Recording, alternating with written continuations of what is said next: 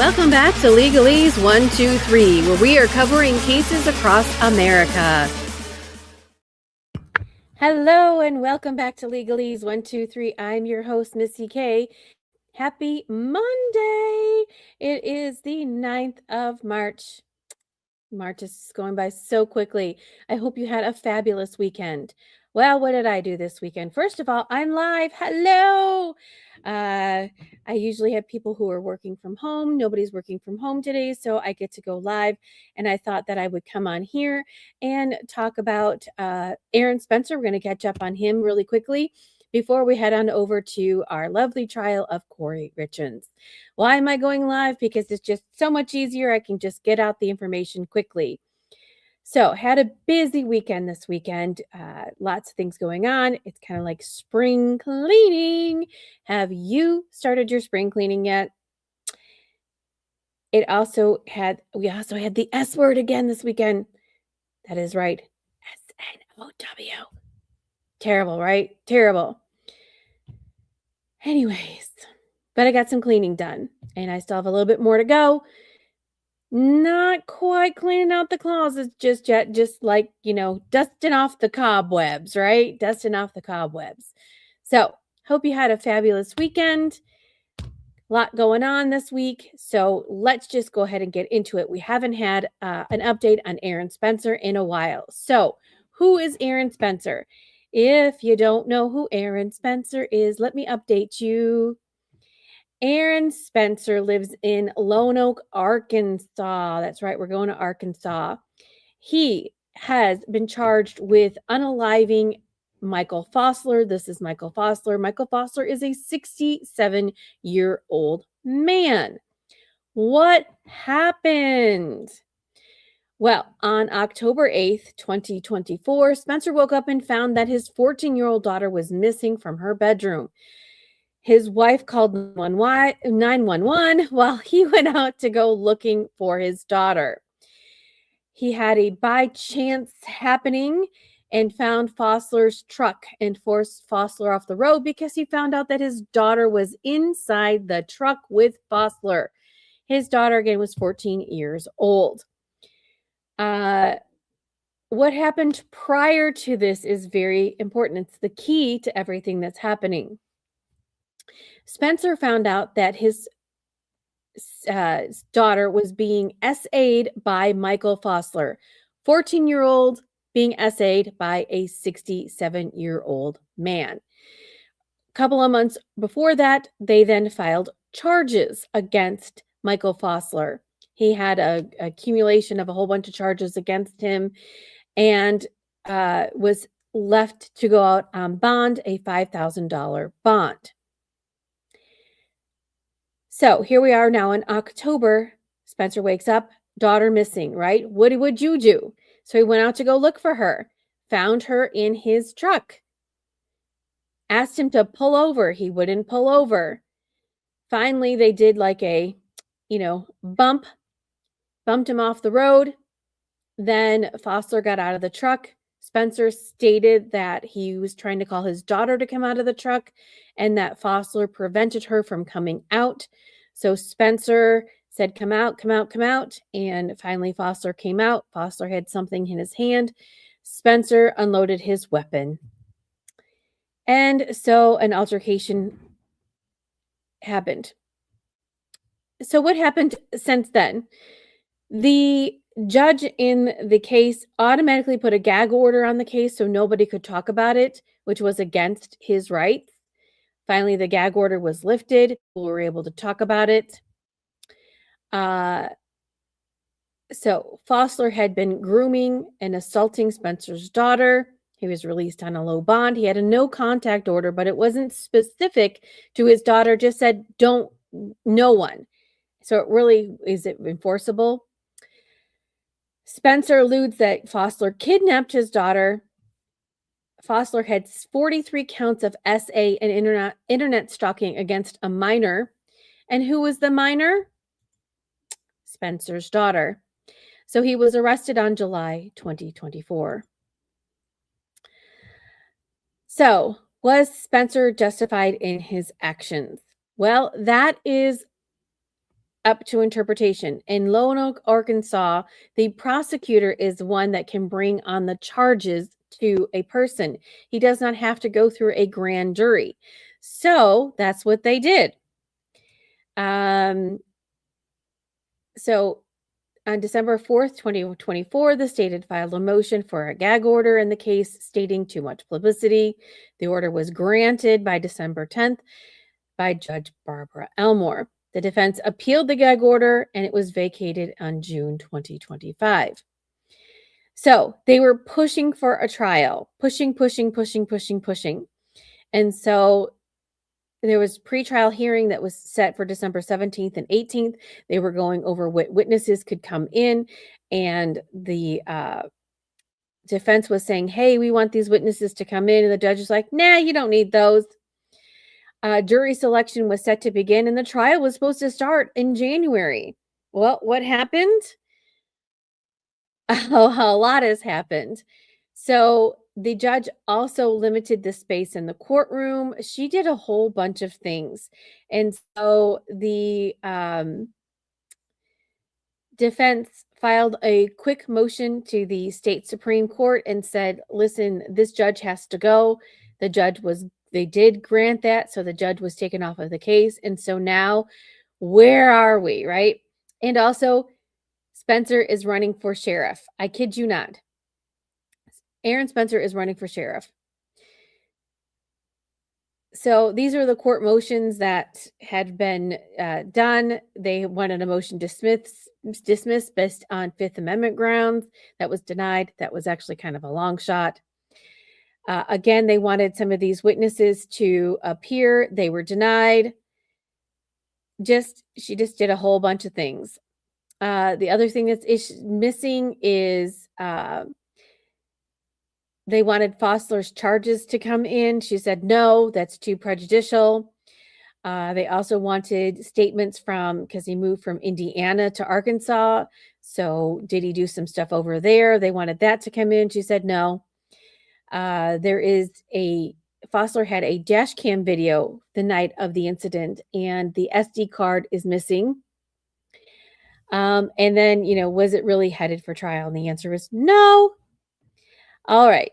So what do we have going on? So if you want to find out a lot of information on this case, you can go to a Facebook page that's called We Support Aaron Spencer. Aaron Spencer is running for sheriff in Lonoke County. They just had a primary where he won 54% of the vote. I kid you not. So he is on the ballot. If we scroll up, there's a little bit more about what's going on.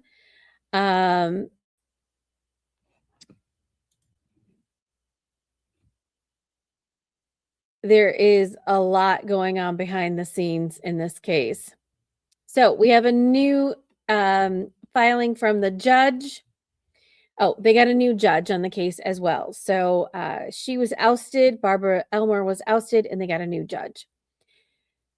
So the judge said that they are going to have a hearing on the defendant's motion to reschedule for trial and pretrial schedule hearing on the parties, a joint motion for the order regarding schedule, and a brief continuance of pretrial and trial.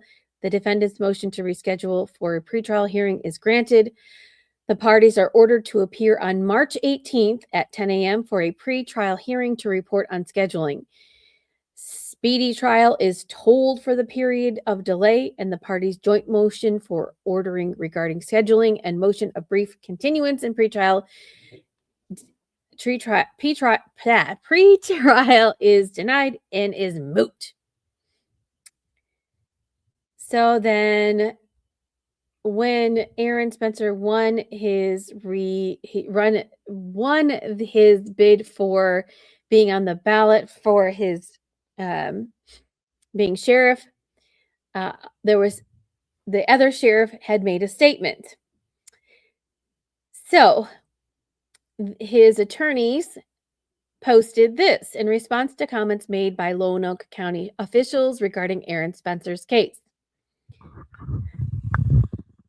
Lonoke County residents have rallied behind Aaron Spencer, not just in this legal defense, but in his broad mission to bring accountability to a county government that has long operated without it.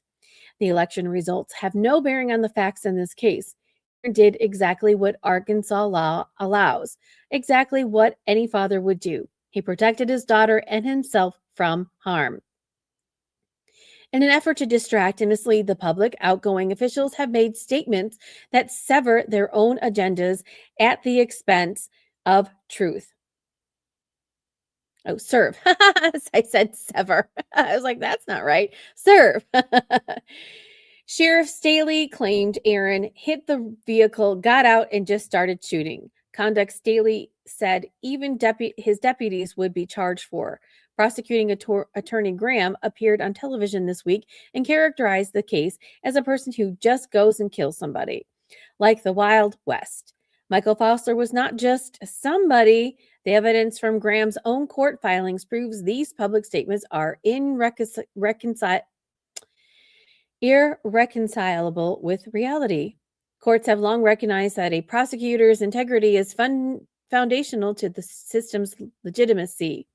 A prosecutor represents the people with a duty to pursue justice rather than win cases and or protect public officials. That duty demands honest assessment of evidence, the law, the impact of the community and those involved, and what can actually be proven beyond a reasonable doubt. Graham's relentless prosecution of Aaron Spencer fails everyone on those obligations. Arkansas law explicitly allows Arkansans to protect themselves and others from imminent harm. This is not the Wild West. It is the law of the state enacted by its legislature and available for any prosecutor to read. Graham has yet to acknowledge that the law protects Aaron Spencer and his family.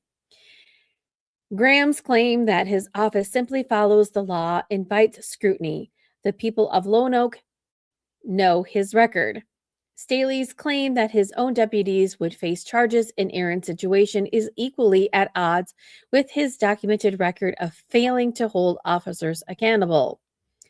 The people standing behind Aaron Spencer are not a mob. They are parents, veterans, and neighbors who watched the system fail and support a father who stepped in. That is a community recognizing a systemic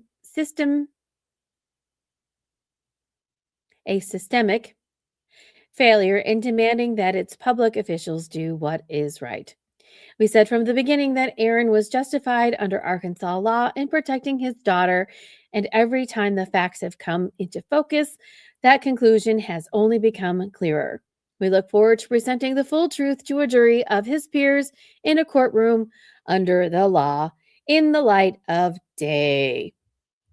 Again, that is a statement from Aaron Spencer's attorneys. So, this is where we are at in the Aaron Spencer case.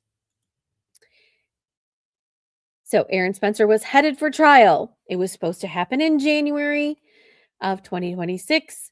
It was a train that was full speed ahead. But the defense team said, "Hold my beer. We're not going to allow this to go forward based on the statements and the rulings that this judge made that violated their client's constitutional rights." So, new judge, and we have a hearing on the 18th of March. So, if we have any new filings in the court system, we'll let you know. And the clock starts all over again, right? So they have to go through because this is a new judge, so he has to read up on the prior motions that were filed and get him up to speed. And then he now needs to work with these lawyers to figure out what they're going to do moving forward. So we'll give you an update as soon as it becomes available. Now, the other thing that I'm interested in knowing is normally this is not a courtroom that has any cameras in it. They do have Zoom capabilities because I did look into that. Whether or not a Zoom will be available for this hearing is up for a questionable people in the world, right? So I will investigate a little bit further and find out if a Zoom hearing will be allowed, because it is supposed to be a public hearing where the public has the right to know. It is a small town, right? So are they going to be able to do this or not? So stay tuned because we will let you know. So that's the update we have on Aaron Spencer.